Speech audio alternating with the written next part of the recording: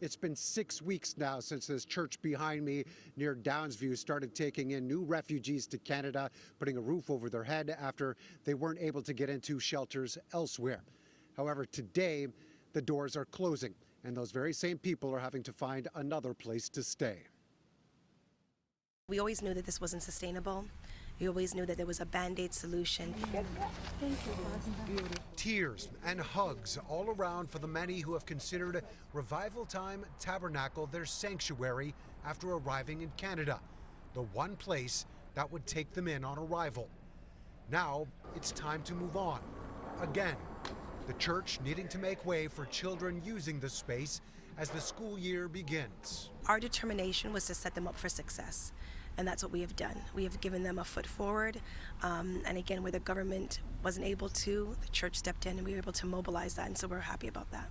Those staying here for up to 6 weeks say they are thankful for all that was done for them: food, shelter, help with proper documentation and work permits.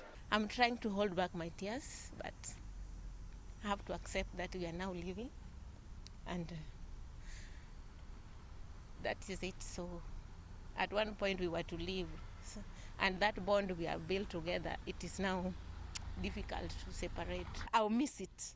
I don't know where I'm going, whether I'll get it, but I'll take what I've received here with me. It will propel me to the next stage where I'm going and to the next level. Mayor Olivia Chow paid this location a visit 1 month ago and just last week promised $50,000 in assistance, but the church has yet to see it. We're providing some funding to support them so that they can, at least in the short term, manage it. Those now leaving Revivaltime have found space in city shelters or hotels, but are also showing up at other churches. Pilgrim Feast Tabernacle now has even longer lines forming outside, and there's nothing they can do.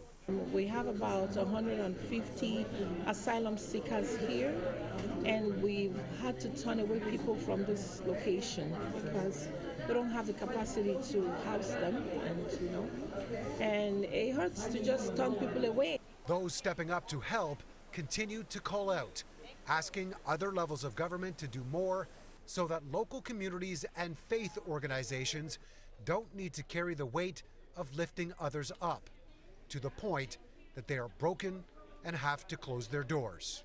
How can one woman, a black woman, step up and do this and didn't have the support of a government that is filled with men and left a woman alone to fit this bill, and they're looking on TV watching us and not stepping up?